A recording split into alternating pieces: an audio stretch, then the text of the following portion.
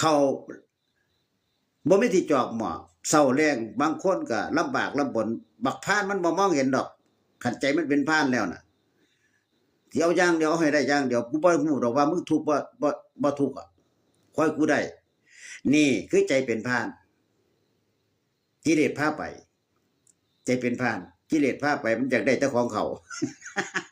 มันบ่คิดว่าเขาสิลำบากเด้ทีนี้เมื่อเฮามองเห็นเฮาแก้ไขตัวสันดานตัวพร้านออกแล้วเนี่ยโอ้ยมันสิแนมเห็นในบ้านนี่แนมเห็นตัวจุดอ่อนของบุคคลตัวไปตามันกว้างเลยตามันกว้างไกลบัดนี้มัน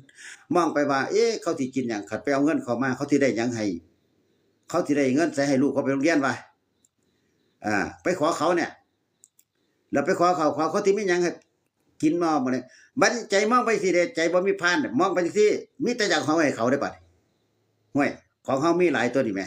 เอาไปให้ก็ได้วะไปให้เขาไปซอยเขาทงคอเขานั่นมันออกจากพระแล้วเด้มันก็เลยมาเป็นอีก4บัดนี้บุญมันก็เกิดพอให้ไปแล้วก็เห็นเขาได้อยู่ได้กินดีบัดเจ้าของมีความสุขมันเป็นจังซั่น